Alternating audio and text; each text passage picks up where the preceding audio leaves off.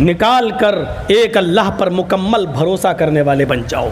सारी दुनिया तुम्हारी मुखालिफत करे, सारी दुनिया तुम्हें मिटाना चाहे मिटाए, लेकिन जब तक अल्लाह तुम्हें मिटाना नहीं चाहेगा तुम्हें कोई ताकत मिटा नहीं सकती। इस्लाम हमें सबसे पहले ये भरोसा और एतमाद हमारे अंदर पैदा करता है। अल्लाह का कोई काम हिकमत से खाली नहीं है। अपनी अक्ल को मत दौड़ाओ, ऐसा क्यों हो गया, इसमें क्या रीज़न है। जो कह दिया मोहम्मद रसूलुल्लाह और जो कह दिया इस्लाम ने हमें मान लेना, चाहे हमारी अक्ल में आए चाहे हमारी अक्ल में ना आए। एक दहरिया लेटा हुआ था एक पेड़ के नीचे, वो पेड़ था आम का।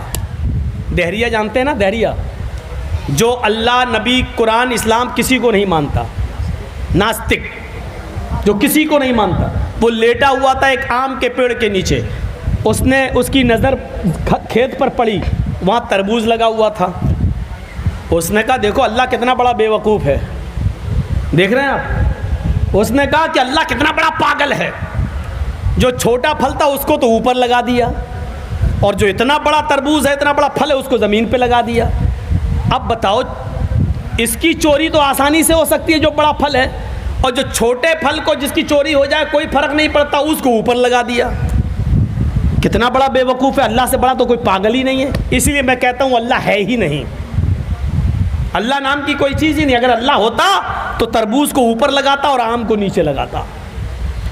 अभी वो ये कह ही रहा था कि इतने में हवा चली, हवा थोड़ी सी तेज़ हुई, आम का पेड़ आम से टकराता है और एक आम टूट कर उसकी नाक पर गिरता है, चोट लगी उसको। वो कहता अल्लाह है। अब यकीन आ गया, वाकई उसने बिल्कुल सही किया है। अगर इस पेड़ पर यह तरबूज लटका होता और वो टूट कर मेरी नाक पे गिरता तो मेरा चेहरा भी बदल जाता, दांत भी टूट जाते, नाक भी पिचक जाती और मेरा थूथड़ा बदल जाता। नहीं, अल्लाह है। उसी दिन उसको समझ में आ गया कि अल्लाह का हर काम हिकमत से भरा पड़ा है, और वो इस्लाम ले आया। उसने कुरान को पढ़ना शुरू कर दिया।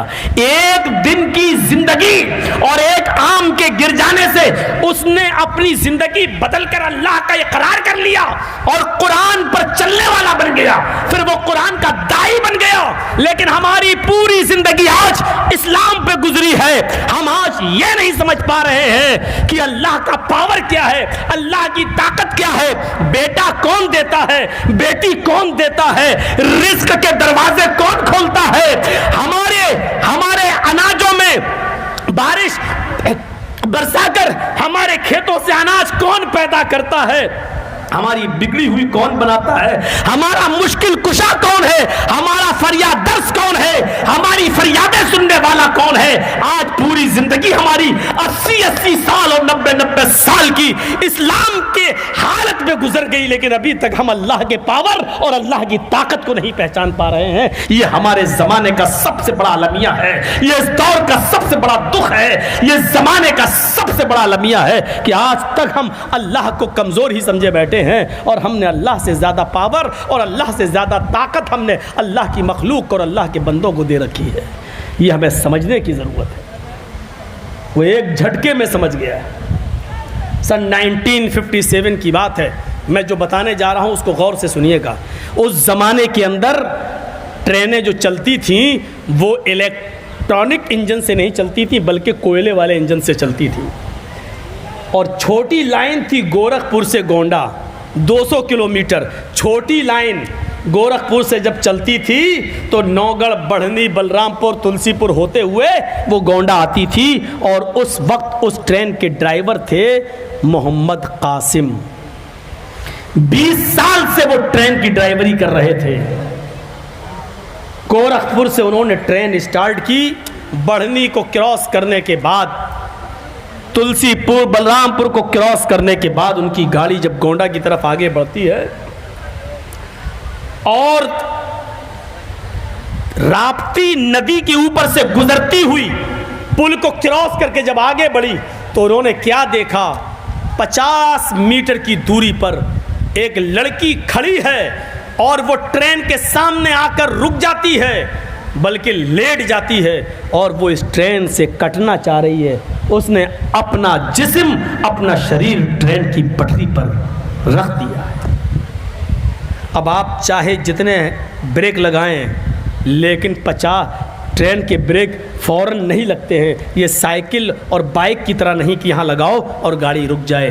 ट्रेन के ब्रेक मेरे भाइयों 1-2 किलोमीटर पहले से लगाना पड़ते हैं और फिर धीरे धीरे जाकर रोका जाता है ट्रेन को।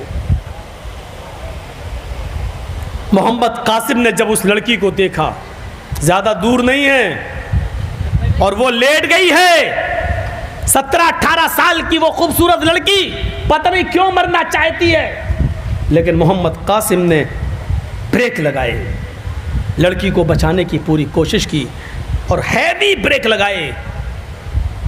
गाड़ी रोकने में वो कामयाब हुए।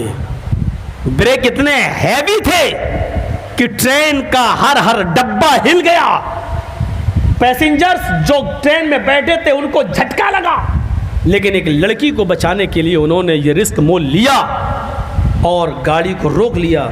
जब झांक कर देखते हैं तो क्या देखते हैं कि उस लड़की में और हमारी गाड़ी के पहिए में सिर्फ एक बित्ते का एक बालिश का फ़र्क रह गया है, बस इतना फ़र्क। अगर इतनी और पहिया अगर आगे बढ़ जाता तो लड़की पर चढ़ जाता। कासिम साहब ने ठंडी सांस ली, चलो कम से कम उस लड़की को मैंने बचा लिया। जैसी ट्रेन से उतरते हैं, इतने में खेतों में काम करने वाले लोग भी उस लड़की के पास आ जाते हैं। क्या हुआ? ट्रेन की पटरी से उस लड़की को उठाया जाता है, नाक पे उंगली रखी जाती है, धड़कन देखी जाती है। नतीजा ये निकलता है कि जब उस लड़की को टटोला जाता है, उसको झिझोड़ा जाता है, तो पता चलता है कि वो लड़की तो हार्ट अटैक से मर चुकी है। गौर कर रहे हैं आप? ट्रेन का पहिया आने से पहले ही उस लड़की का हार्ट अटैक हो गया, लड़की मर चुकी है। मोहम्मद कासिम का बयान है कि मैंने अपनी ज़िंदगी में 20 साल से मैं ट्रेन चला रहा हूँ, लेकिन 20 साल की ज़िंदगी में मैंने इतने हैवी ब्रेक कभी नहीं लगाए जो आज लगाए। और मैंने आज पूरी कोशिश की इस लड़की को बचाने की। इस लड़की पर ट्रेन का पहिया न चल पाए, मैंने पूरी कोशिश की और मैं कामयाब भी हुआ। लेकिन आज मुझे पुख्ता यकीन हो गया कि मौत और ज़िंदगी का मालिक कोई इंसान नहीं है, वो तो अल्लाह की ज़ात है। मैं बचाना चाहता था लेकिन लड़की को बचा नहीं सका, क्योंकि उसकी मौत का मुकद्दर तो अल्लाह पहले ही लिख चुका था। तो मेरे प्यारे साथियों, इतना याद रखिए कि मौत और ज़िंदगी, अगर आप किसी की बचाना चाह रहे हैं मौत ज़िंदगी, तो ये आपका काम नहीं है, और आप किसी की ज़िंदगी लेना चाह रहे हैं तो ये आपके हाथ में नहीं है। मोहम्मद कासिम ने बचाने की कोशिश की, ट्रेन रोक भी दी, पहिया चला भी नहीं है, उस चढ़ा भी नहीं है उसके ऊपर, लेकिन लड़की पहिया चढ़ने से पहले ही मर चुकी है, हार्ट अटैक हो चुका है। यानी तुम बचाना चाहो तो ज़रूरी नहीं कि तुम कामयाब हो जाओ। मा तशाऊना इल्ला अन यशा अल्लाह, जो तुम चाहो ज़रूरी नहीं कि वो पूरा हो जाए, ज़रूरी ये है अल्लाह चाहेगा वही पूरा होगा। मेरे भाइयों, ये तौहीद, ये रिश्ता, इस्लाम हमें सबसे ज़्यादा इस रिश्ते से जोड़ता है। बैठिए, संजीदगी के साथ सुनिए, अभी कुछ और बातें आपके सामने आएंगी, सुनते जाइए। ये इस्लाम है जो सबसे ज़्यादा आपको अल्लाह रब्बुल आलमीन से जोड़ता है, भरोसे को मजबूत करता है।